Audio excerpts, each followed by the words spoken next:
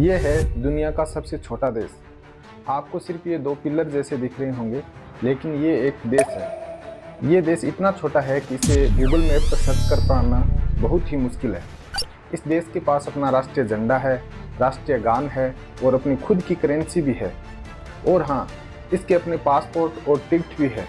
लेकिन समुद्र के बीच यहाँ के लोग अपनी आजीविका कैसे चलाते होंगे, कैसे इनकी दिनचर्या होती होगी, और हाँ, कौन है इस देश का मालिक जो इस देश के ऊपर रूल करता है। तो आज हम दुनिया के सबसे छोटे देश के बारे में जानेंगे, ताकि हमारे नॉलेज का लेवल थोड़ा बूस्ट हो सके। उत्तरी सागर में इंग्लैंड की सफोल्क बीच से महज 10 किलोमीटर दूर समुद्र के बीच स्थित इस देश का नाम है सीलैंड। सीलैंड इसलिए क्योंकि यह चारों तरफ से समुद्र से घिरा हुआ है। इस देश का ऑफिशियल नाम है प्रिंसिपलिटी ऑफ सीलैंड। यह देश 550 स्क्वायर मीटर में बना हुआ है। यह एक समुद्री किला है जिसे द्वितीय विश्व युद्ध के दौरान ब्रिटेन सरकार के द्वारा बनाया गया था। इसमें आर्मी और नेवी रहा करती थी।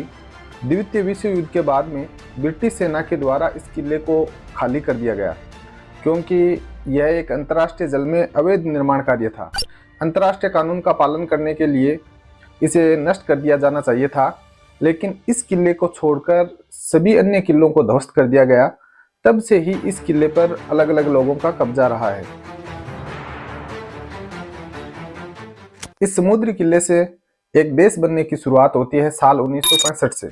ब्रिटिश सेना में एक मेजर पेडी रॉयबर्ट्स ने नोक जोन नाम से एक रेडियो स्टेशन की स्थापना की। रॉय का स्टेशन रेडियो एसेक्स और इसके जैसे अन्य रेडियो स्टेशन मीडिया द्वारा समुद्री डाकू रेडियो स्टेशनों के रूप में जाने जाते थे। उस समय अवैध रेडियो स्टेशनों की लोकप्रियता इतनी बढ़ गई थी कि ब्रिटिश सरकार को 1967 में समुद्री प्रसारण अपराध कानून बनाना पड़ा। उसका मकसद एक ही था, इन सब रेडियो स्टेशनों को बंद करवाना जो अवैध थे। लेकिन ब्रिटिश जनता पेडी रॉयबर्ट्स के रेडियो स्टेशन को काफ़ी पसंद करती थी। इस रेडियो स्टेशन पर पॉप म्यूजिक और अन्य मनोरंजक चीज़ें प्रसारित की जाती थी। कोई रास्ता नहीं मिलने के कारण एक बार तो रॉय ने रेडियो स्टेशन बंद कर दिया, लेकिन 1966 में रॉय ने फिर से इस खंडर पड़े समुद्री किले में रेडियो स्टेशन स्थापित कर दिया, क्योंकि तत्कालीन नियमानुसार किसी देश के समुद्री पानी की सीमा 6 किलोमीटर तक होने के कारण यह क्षेत्र ब्रिटिश की सीमा क्षेत्र से बाहर था। हालांकि बाद में आवश्यक उपकरण होने के बावजूद भी उन्होंने कभी प्रसारण शुरू नहीं किया। अपने वकीलों से परामर्श करने के बाद रॉय ने इस समुद्री किले को सीलैंड एक स्वतंत्र देश घोषित करने का फैसला किया।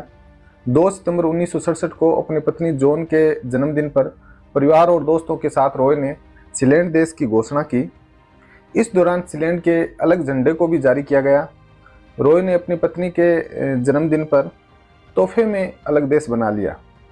इसके बाद उनकी पत्नी को प्रिंसेस जॉन के नाम से जाना जाने लगा और कुछ ही दिन बाद पूरा परिवार भी सीलैंड पर रहने चला आया। आपको देखने में यह एक छत जैसा लग रहा होगा और यहाँ रहने की कोई जगह दिखाई नहीं दे रही होगी, लेकिन इन पिलर्स के अंदर कमरे बने हुए हैं जहाँ पर लोग रहते हैं। 1970 के दशक में यहाँ सीलैंड में 50 लोग रहते थे। उनमें रख रखाव कर्मचारियों के परिवार वाले और दोस्त भी शामिल थे। धीरे धीरे सीलैंड ने अपने राष्ट्रीय चिन्ह तय किए और संविधान बनाया। आज इस कंट्री के पास उसका अपना राष्ट्रीय झंडा है, राष्ट्रीय गान है और अपनी खुद की करेंसी तक है। यहाँ तक कि उसकी अपनी फुटबॉल टीम भी है। सीलैंड की मुद्रा पर प्रिंसेस जॉन की तस्वीर लगी है। अभी तक इस देश ने करीब 500 पासपोर्ट जारी कर दिए हैं। इस छोटे देश का आदर्श वाक्य है, आज़ादी से प्यार। करीब 13 साल पहले 9 अक्टूबर 2012 को 91 वर्ष की आयु में पेडी रॉयबर्ट्स का निधन हो गया। वह कई वर्षों से अल्जाइमर रोग से पीड़ित थे। बेट्स की मौत के बाद इस पर इनके बेटे माइकल का राज है। माइकल बेट्स सफोल्क में रहते हैं, जहां वे और उनके बेटे फ्रूट्स ऑफ द सी नामक पारिवारिक मछली पकड़ने का व्यवसाय चलाते हैं। उनका कहना है कि मेरे पिता अपना देश बनाने को कभी तैयार नहीं थे। वे इस बात से आहत थे कि सरकार उनके रेडियो स्टेशन को बंद करना चाहती है। हम ब्रिटिश सरकार से लड़े और जीते। सीलैंड ने अब तक अपनी आज़ादी कायम रखी है। सीलैंड का सबसे बड़ा खर्च है इसके रख रखाव का। सालों भर पहरा देने वाले 2 संतरी भी यहीं रहते हैं। सीलैंड में आजीविका का कोई साधन नहीं है। 2011 की जनगणना के मुताबिक यहाँ की आबादी महज 27 लोग है। इस बेहद छोटी कंट्री में आजीविका का तो कोई साधन नहीं है, फिर भी ये देश अपना खर्च आसानी से निकाल पाता है। पहली बार जब लोगों को इस देश के बारे में पता चला तो लोगों ने खूब डोनेशन दिया और यहाँ के लोगों को खूब मदद मिली। बाद में तो यहाँ विभिन्न देशों से टूरिस्ट भी पहुँचने लगे। खर्च निकालने के लिए सीलैंड का ऑनलाइन स्टोर भी है। ये टी शर्ट, डाक टिकट और राज की उपाधियाँ बेचते हैं। लॉर्ड, लेडी बेरोन या बेरोनस की उपाधि मात्र 29.99 पाउंड में खरीदी जा सकती है। इस छोटे से देश को लेकर एक वेबसाइट भी बनी है। आप चाहे तो इस पर जाकर प्रिंसिपलिटी ऑफ सीलैंड की वेबसाइट पर विजिट कर सकते हैं। वहीं फेसबुक पर भी प्रिंसिपलिटी ऑफ सीलैंड के नाम से पेज बना हुआ है। आज सीलैंड को हर रोज़ 100 से अधिक ईमेल आते हैं जिनमें यहाँ का नागरिक बनने की दरख्वास्त होती है। हालांकि अंतर्राष्ट्रीय स्तर पर सीलैंड को अभी तक मान्यता नहीं मिली है, इसलिए इसे माइक्रोनेशन भी कहा जाता है। दरअसल माइक्रोनेशन उन देश को कहा जाता है जिन्हें अंतर्राष्ट्रीय मान्यता नहीं मिली हुई होती है। इस वजह से एक देश के रूप में यहाँ बहुत सारी चीज़ें लागू ही नहीं होती है। द ऑस्ट्रेलियन और रेड बुल के साइमन सेलर्स सीलैंड को दुनिया का सबसे छोटा देश बताते हैं, लेकिन सीलैंड को किसी भी स्थापित संप्रभु राज्य द्वारा आधिकारिक रूप से मान्यता प्राप्त नहीं है। लेकिन फिर भी सीलैंड सरकार का दावा है इसे जर्मनी द्वारा वास्तविक रूप से मान्यता दी गई है, क्योंकि जर्मनी ने एक बार एक राजनयिक को सीलैंड भेजा था। पहले देश की समुद्री पानी की सीमा 6 किलोमीटर तक होने के कारण यह ब्रिटिश क्षेत्र से बाहर था, लेकिन 1987 में संयुक्त साम्राज्य ने अपने क्षेत्रीय जल की सीमा को 6 किलोमीटर से बढ़ाकर 22 किलोमीटर कर दिया। तो उस हिसाब से सीलैंड अब ब्रिटिश क्षेत्रीय सीमा में है। कानून के अकादमिक जॉन गिब्सन की राय में इस बात की कोई संभावना ही नहीं है कि मानव निर्मित संरचना होने के कारण सीलैंड को एक राष्ट्र के रूप में कभी मान्यता दी जाएगी।